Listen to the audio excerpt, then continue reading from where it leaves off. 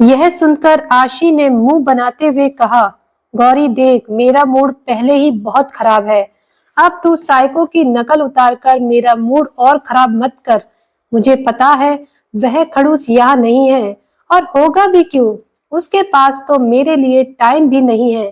कहते हुए आशी मुंह बना रही थी और आंखें मटका रही थी, लेकिन तभी गौरी अपने मुंह पर हाथ रखकर हंसते हुए आशी को अचानक ही पीछे घुमा देती है और अपने ठीक सामने कृष को देखकर आशी की आंखें हैरानी से फटी की फटी रह गई, क्योंकि कृष उसे अपनी नीली नजरों से घूर रहा था। कृष को देखकर आशी सलाइवा घूटने लगी। तभी गौरी धीरे से आशी के कानों के पास जाकर बोली, दीदी, आपके साइको तो आ गए। अब आपको जितनी शिकायत करनी है सामने से कर लो, मैं तो चली। इतना कहकर गौरी इतराते हुए मुस्कुराते हुए उछलकर वहां से चली गई। अब आशी अपने सामने घबराते हुए कृष को देख रही थी। कृष, जिसने इस वक्त एक लाइट पर्पल 5 पीस सूट पहना था, जिसमें वह बहुत ही ज्यादा हैंडसम और डैशिंग लग रहा था। उसकी ड्रेस आशी के लहंगे के साथ मैचिंग थी, जिसमें वह दोनों एक बहुत ही परफेक्ट कपल लग रहे थे। आशी ने क्रिश के डैशिंग सेंस पर ध्यान दिया और वह हैरानी से ऊपर से नीचे तक उसे देख रही थी। क्रिश जो पर्पल सूट पहना था, उसके पॉकेट पर एक वाइट कलर का रुमाल फिक्स किया हुआ था और उस पर एक खूबसूरत सा ब्रॉच लटका हुआ था। जेल से सेट किए हुए लाइट ब्राउन हेयर, नीली आंखें जो नीले समुद्र की तरह चमक रही थी, हाथों में एक्सपेंसिव लिमिटेड एडिशनल वॉच और ब्लैक शूज, गले में काफी खूबसूरती से बंधा हुआ टाई, गले में हमेशा की तरह एक खूबसूरत प्लेटिनम चेन, जिसमें आशी ने ही अपने हाथों से क्रिश को कान्हा जी का लॉकेट पहना रखा था। क्रिश दिखने में आज बहुत ही ज्यादा हैंडसम और डैशिंग लग रहा था। तभी क्रिश के इस लुक को देखते हुए आशी को याद आया कि क्रिश 5 पीस ब्लैक सूट पहनने वाला था, लेकिन अचानक यह ड्रेस जिसे देखकर कहीं ना कहीं आशी के चेहरे पर एक मुस्कान आ रही थी।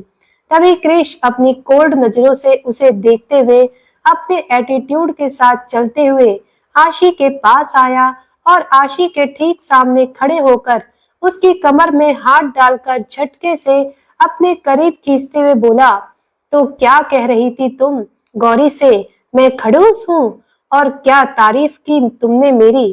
क्रिश की बातों को सुनकर आशी, जो अब तक उसे हैरान नजरों से देख रही थी और उसे देखते हुए थोड़ी इम्प्रेस हो रही थी, अचानक क्रिश की बातों को सुनकर अपने होश में आई और थोड़ा हड़बड़ाते हुए बोली, क्या मैंने तो कुछ भी नहीं कहा साइको। तुम्हें लगता है कि मैं कुछ कह सकती हूँ, बोलो। यह सुनकर क्रिश उसे अपनी एक आईब्रो उठाकर थोड़ा अजीब तरीके से देखते हुए बोला, अच्छा, झूठ बोल रही हो। क्रिश अपनी एक उंगली आशी के चेहरे पर बिखरी हुई लटों को अपनी उंगली से सुलझाते हुए बोला, तो क्या मेरे कान बज रहे थे फायरफ्लाई? क्या तुमने यह नहीं कहा कि मैं खड़ूस हूँ और तुम पर ध्यान नहीं देता? बोलो, बोलो। आशी थोड़ा घबराते हुए अपने आप सलाइवा घूटते हुए बोली, नहीं नहीं साइको, बिल्कुल नहीं। मैं तो कह रही थी कि तुम बहुत हैंडसम लग रहे हो।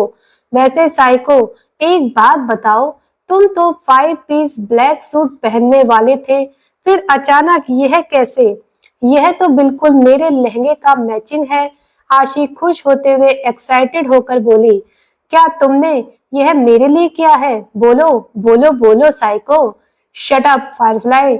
मेरा यह पहनने का दिल किया तो मैंने पहन लिया।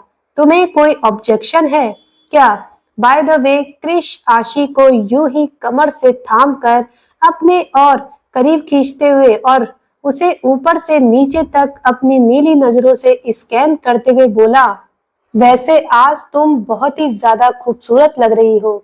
मुझे तुम्हें खाने का मन कर रहा है। कहते हुए क्रिश उसकी आंखों से होठों तक अपनी नशीली निगाहों से देखते हुए काफी मैग्नेटिक वॉइस में बोला।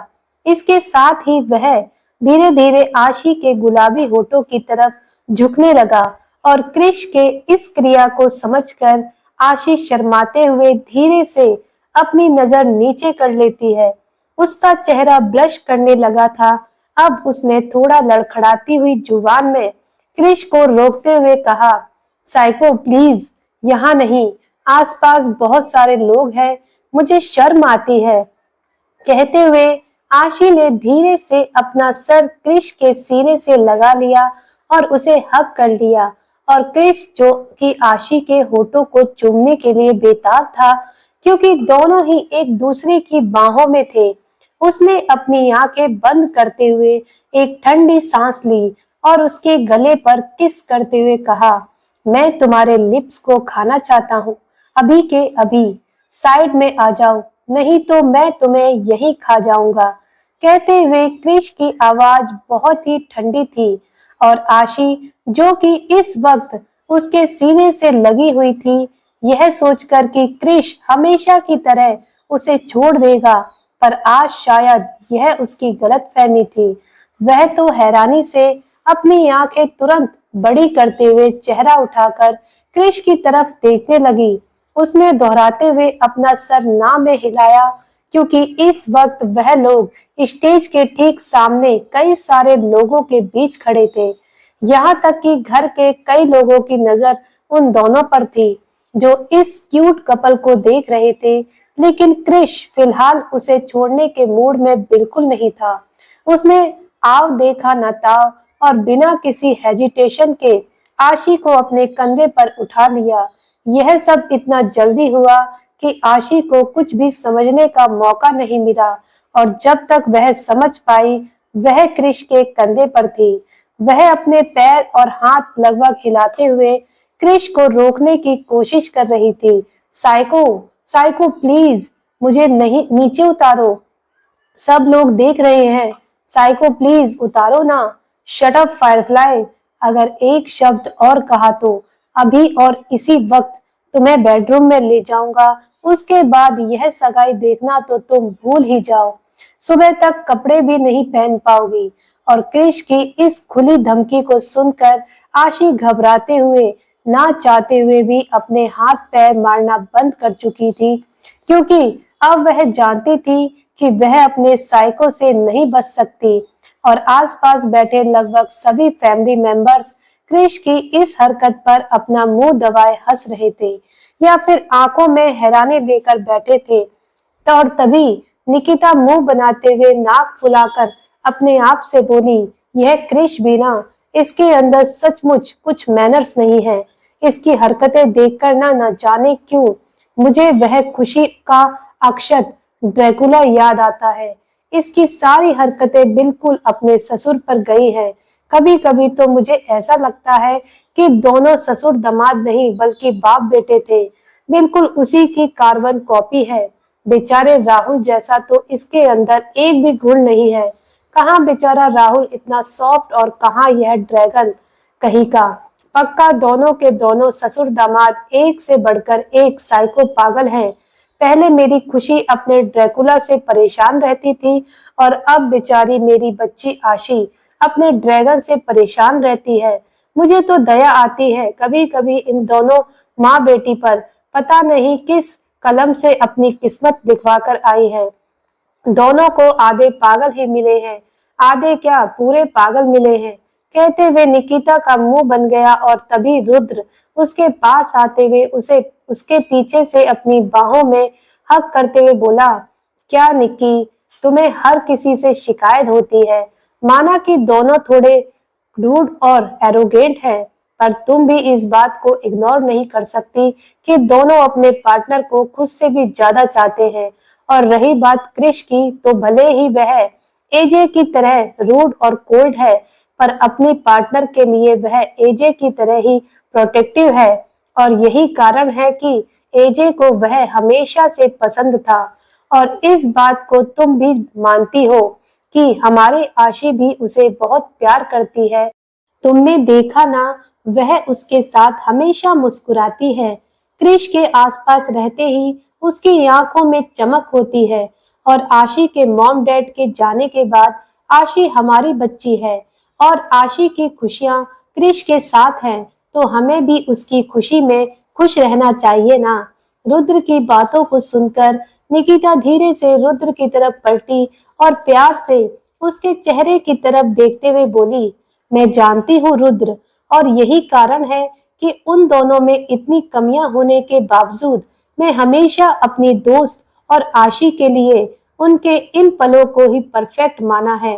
कहते हुए निकिता के चेहरे पर हल्की सी मुस्कान थी और उसकी बातों को सुनकर रुद्र ने उसे गले लगाते हुए प्यार से उसकी पीठ को सहलाते हुए कहा, हाँ, और मैं भी यह जानता हूँ कि तुम्हारा यह सारा गुस्सा झूठ है। सच तो यह है कि तुम भी कहीं ना कहीं क्रिश को पसंद करती हो। आपसे किसने कहा, ऐसा कुछ नहीं है। कहते हुए निकिता ने मुंह बना लिया और रुद्र निकिता के सफेद झूठ को सुनकर मुस्कुराने लगा।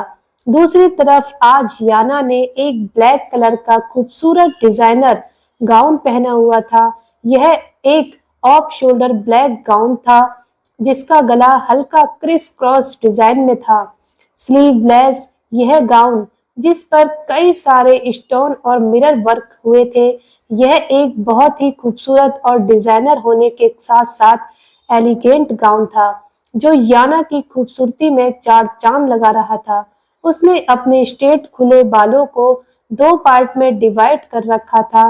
गले में खूबसूरत नेकलेस और कानों में इयररिंग्स। उसने अपने चेहरे पर बिल्कुल लाइट मेकअप किया था और आंखों पर स्मोकिंग लुक में वह बहुत ही ब्यूटीफुल लग रही थी।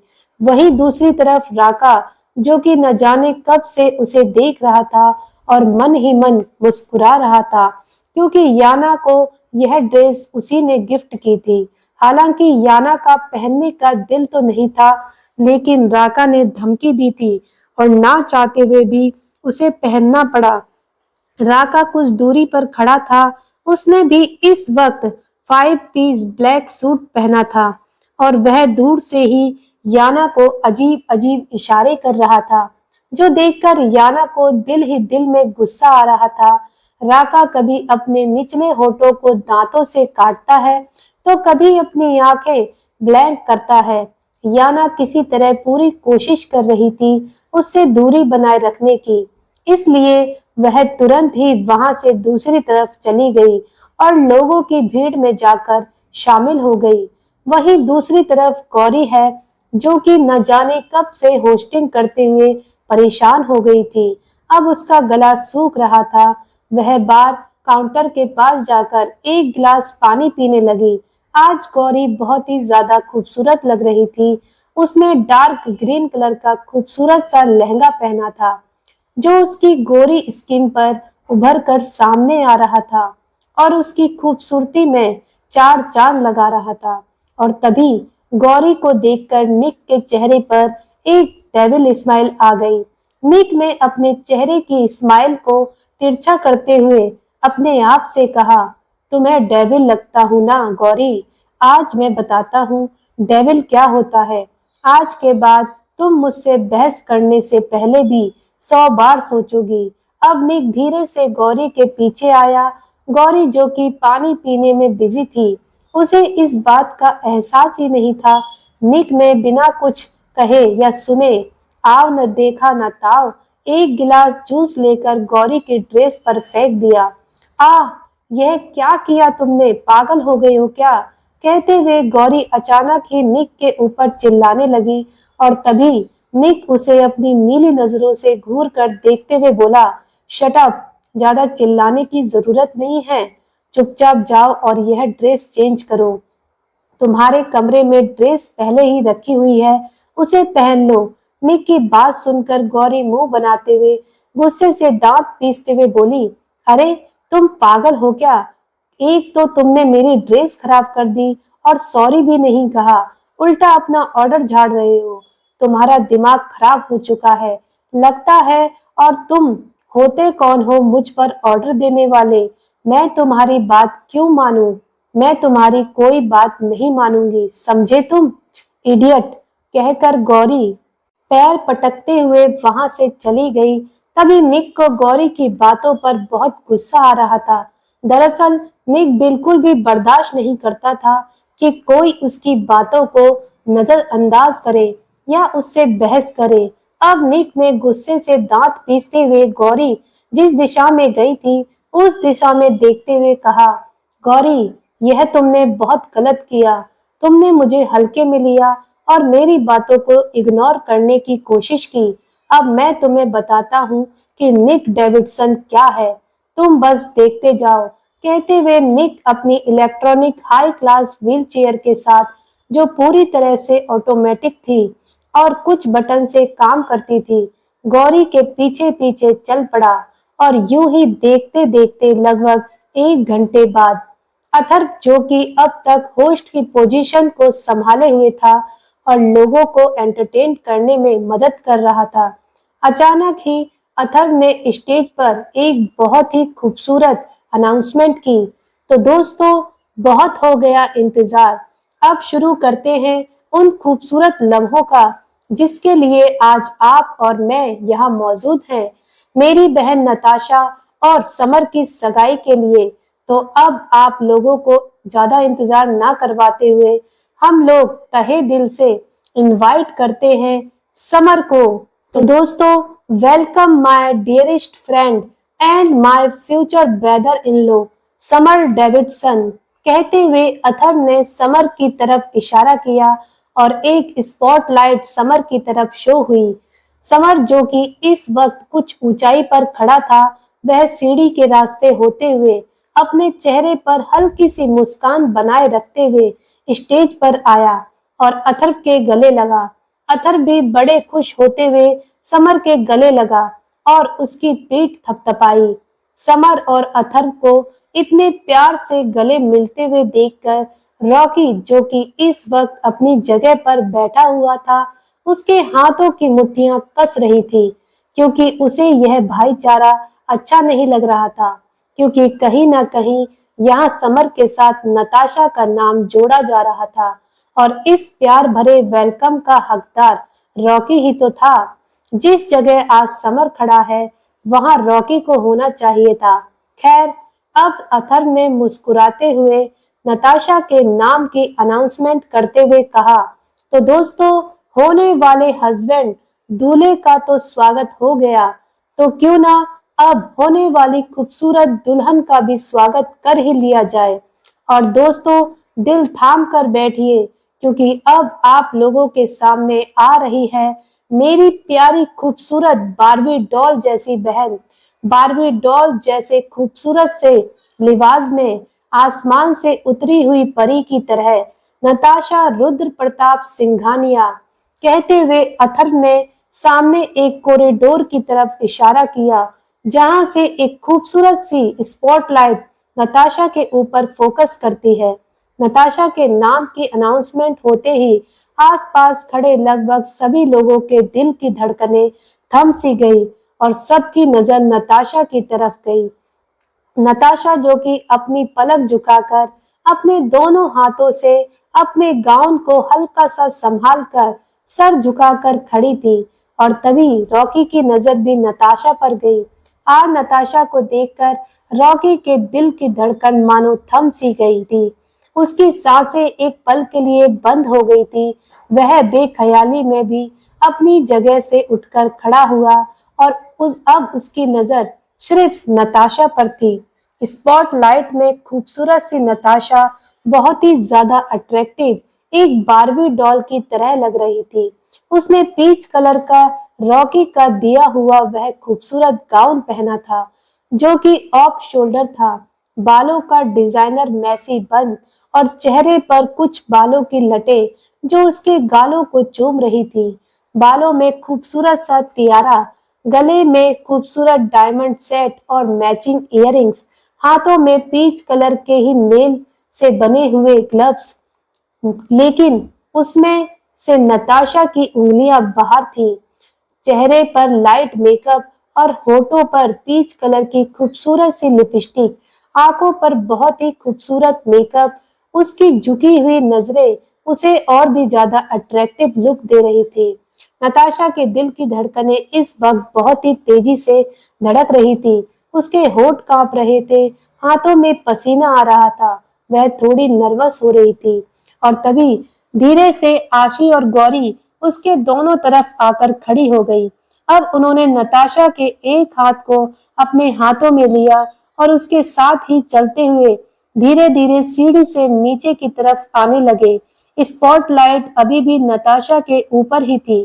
कुछ सर्वेंट नताशा के खूबसूरत लॉन्ग गाउन को पीछे से संभाल रही थी। वह चलते हुए किसी राजकुमारी की तरह लग रही थी। नताशा के हर एक कदम के साथ समर के चेहरे पर मुस्कान आ रही थी और रॉकी के चेहरे का रंग उड़ रहा था। उसके दिल की रुकी हुई धड़कन एक बार फिर तेजी से धड़कने लगी। उसकी आंखें नताशा पर ठहरी हुई थी और उन आंखों में अब एक दर्द और घबराहट थी, शायद कुछ खो देने का डर। न जाने क्यों अब रॉकी के हाथ और पैर कांपने लगे थे। उसकी नीली आंखों में अब एक बेचैनी आने लगी थी। उन आंखों में एक तूफान नजर आ रहा था। और तभी नताशा स्टेज पर कदम रखने को हुई। समर अपने चेहरे पर हल्की सी मुस्कान लेकर धीरे से उसके सामने आया और अपना हाथ बढ़ाकर उसके हाथों को थामने के लिए ऑफर देता है। इस वक्त समर बहुत ही प्यारा जेंटलमैन लग रहा था, जो अपनी महिला को रिस्पेक्ट दे रहा था। समर के हाथों के ऑफर को देखकर नताशा ने धीरे से अपनी नजर उठाकर समर की तरफ देखा और अब उसने धीरे धीरे अपनी आंखें इधर उधर घुमाई। ना चाहते हुए भी उसे समर के हाथों में अपना हाथ देना पड़ा, लेकिन इस दौरान नताशा के हाथ कांप रहे थे। न जाने क्यों उसे ऐसा महसूस हो रहा था जैसे वह कुछ गलत कर रही है। उसके अंदर एक हिचकिचाहट थी। आशी उसके सपोर्ट के लिए उसके पीछे ही खड़ी थी। अब समर नताशा को सहारा देते हुए अपने साथ स्टेज पर लेकर आया और वह लोग ऑडियंस के सामने खड़े थे। अब स्पॉटलाइट दोनों कपल के ऊपर थी। सामने बैठी हुई पब्लिक और परिवार के सभी लोग उन दोनों के लिए जोर जोर से ताली बजाने लगे। इसके साथ ही रॉकी अपने होश में आया और नताशा ने अपनी नजर उठाकर सामने पब्लिक की तरफ देखा तो रिश्तेदारों की भीड़ में उसे सामने रॉकी भी खड़ा नजर आया। अब नताशा और रॉकी की नजर एक दूसरे पर टिकी हुई थी। तभी न जाने क्यों रॉकी के कानों में एक खूबसूरत सा म्यूजिक प्ले होने लगा। इस म्यूजिक के साथ ही रॉकी अपने ख्यालों में खो गया, जब जब उसने नताशा के साथ अच्छा वक्त बिताया था। रॉकी अपने ख्यालों में खोया हुआ था। तभी अचानक ही तालियों की गड़गड़ाहट एक बार फिर शुरू हो गई, जिसके कारण नताशा और रॉकी अपने होश में आए। अब दोनों ही एक दूसरे से अपनी नजरें बचाने लगे। अब अथर्व ने अपनी कुछ स्पीच दी और समर को माइक पकड़ाकर उसे नताशा के लिए दो शब्द कहने के लिए कहा। समर भी हल्की सी हिचकिचाहट के साथ माइक पकड़ लेता है और अब वह नताशा की तारीफ करते हुए बोला, क्या कहूँ, कुछ समझ नहीं आ रहा।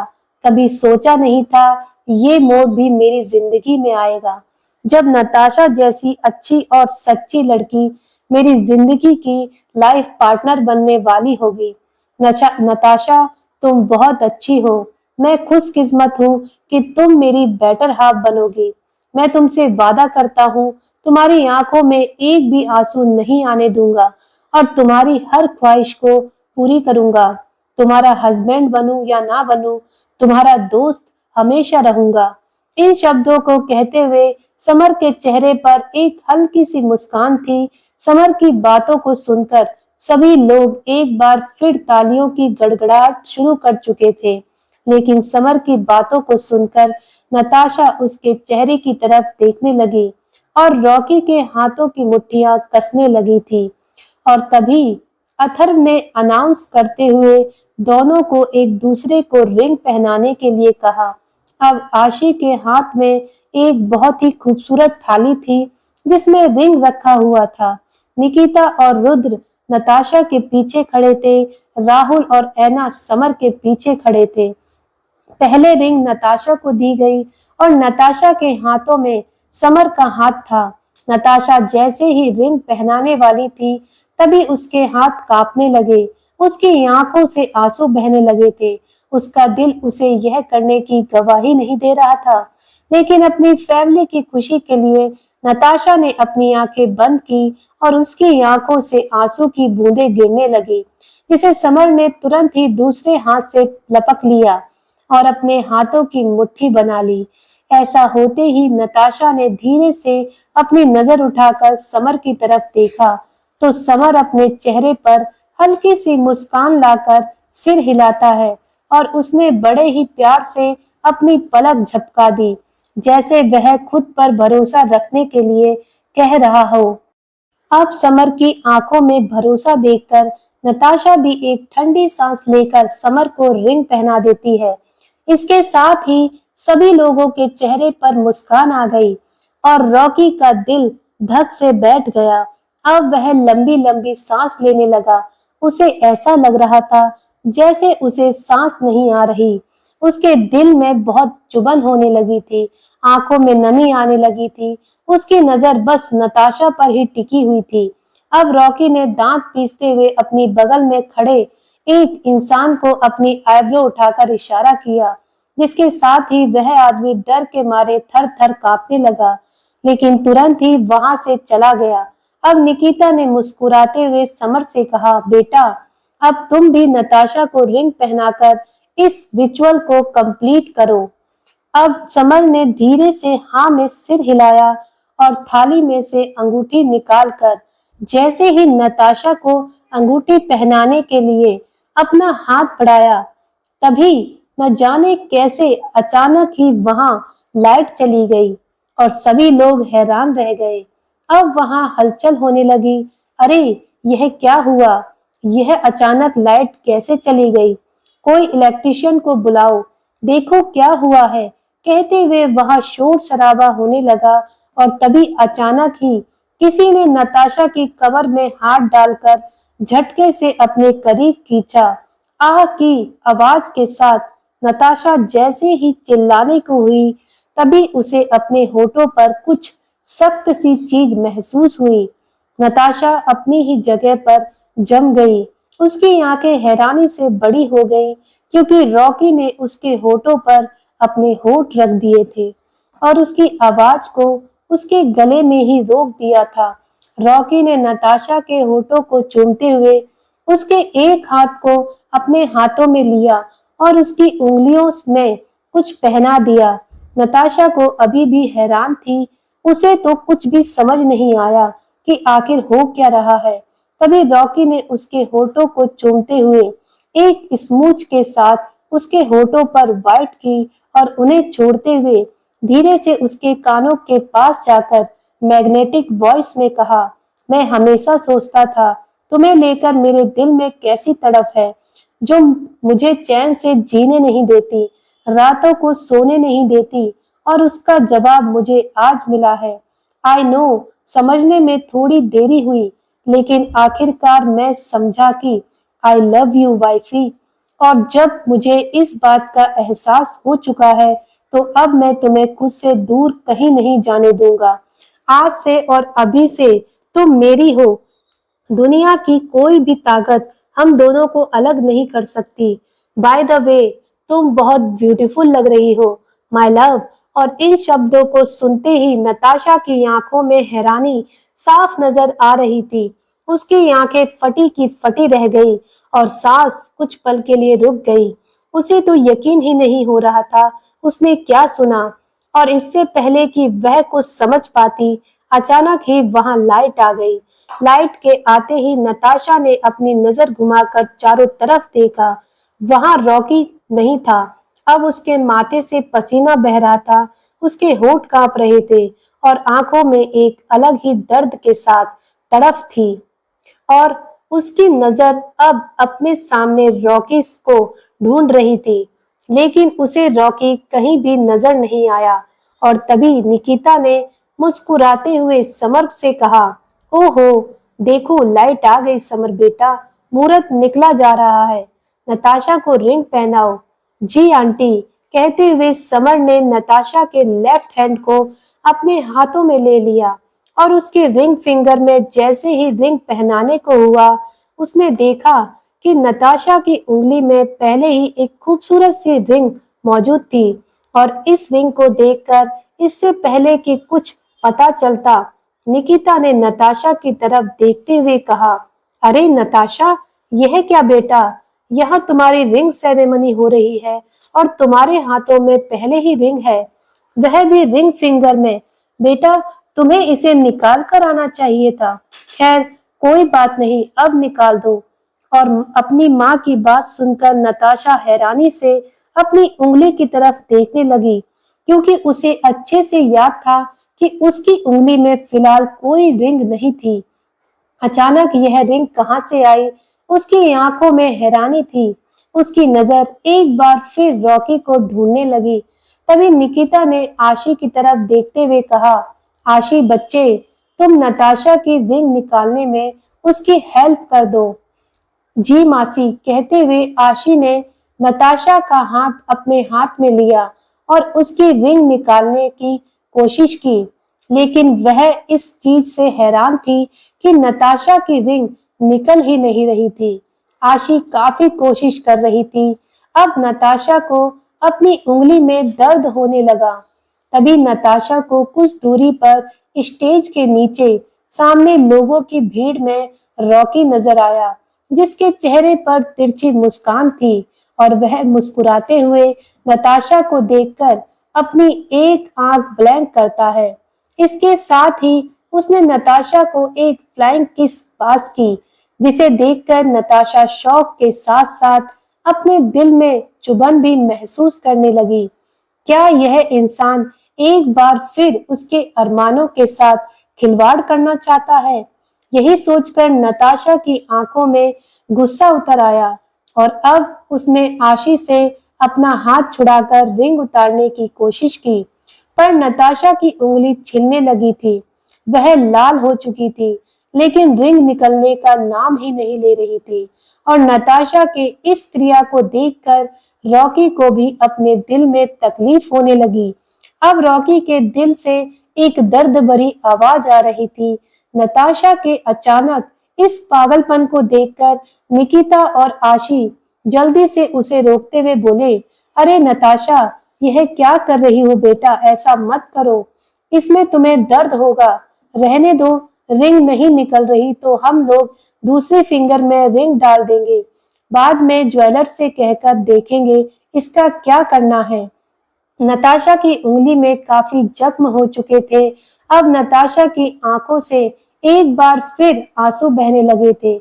उसके चेहरे पर गुस्सा साफ नजर आ रहा था, लेकिन निकिता और आशी को यह महसूस हुआ कि नताशा को उंगली में दर्द हो रहा है, इसलिए वह रो रही है।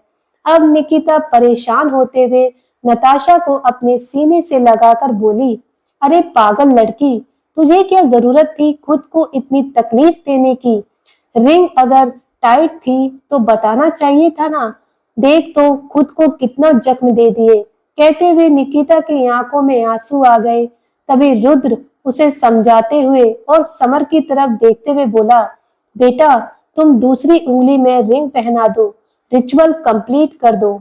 जी अंकल, कहते हुए समर ने नताशा की दूसरी उंगली में रिंग पहना दी और ऑडियंस जो कि अब तक यह नजारा देख रहे थे, उन्हें यह सब कुछ नॉर्मल लगा। अब वहां तालियों की गड़गड़ाहट गूंज गई।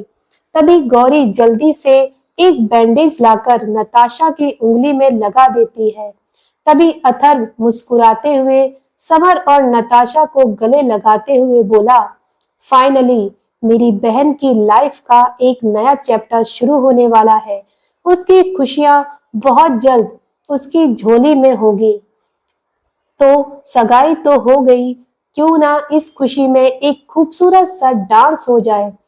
नताशा, समर, प्लीज हमें ज्वाइन करो और एक खूबसूरत सा कपल डांस परफॉर्म करो। और मैं इनवाइट करना चाहूंगा अपने आसपास ब्यूटीफुल कपल्स जो कि इस पार्टी में डांस करके हमारी खुशियों में चार चांद लगाएंगे। अथर्व के आदेश देते ही एक खूबसूरत सा म्यूजिक प्ले होने लगा और कुछ कपल्स अपने अपने पार्टनर के साथ स्टेज की तरफ आए। अब आशी भी अपनी बेचैन नजरों से क्रिश को ढूंढने लगी क्योंकि उसे भी क्रिश के साथ डांस करना था और क्रिश को ढूंढते हुए वह स्टेज से नीचे उतर गई और तभी रॉकी जो न जाने कब से नताशा को देख रहा था उसके चेहरे पर भी एक एटीट्यूड स्माइल आई। वह बिना कुछ कहे आगे चलते हुए अचानक ही एलिना का हाथ पकड़कर उसे अपने साथ स्टेज पर लेकर आया। इससे पहले कि एलिना कुछ समझ पाती, रॉकी ने उसकी कमर में हाथ डालकर झटके से अपने करीब खींचा और डांस पोज बनाते हुए एलिना से कहा, इस खूबसूरत शाम में हमारी भी कंट्रीब्यूशन बनता है, चलो डांस करते हैं एलिना। दोस्तों, अब रॉकी क्या करने वाला है, आपको क्या लगता है कमेंट करके जरूर बताइएगा। आप लोगों को कहानी कैसी लग रही है प्लीज कमेंट करके जरूर बताइएगा। अगर आपको कहानी अच्छी लग रही हो तो कहानी को लाइक करें और अभी तक आपने हमारे चैनल को सब्सक्राइब नहीं किया है तो चैनल को सब्सक्राइब कर लें और बेल आइकन प्रेस करना बिल्कुल ना भूलें ताकि सबसे पहले वीडियो के नोटिफिकेशन आपको मिल सके। दोस्तों, मिलते हैं अगली वीडियो में अगले एपिसोड के साथ। तब तक के लिए आपको बहुत बहुत धन्यवाद। दोस्तों, कहानी अच्छी हो तो प्लीज इसे ज्यादा से ज्यादा शेयर करें।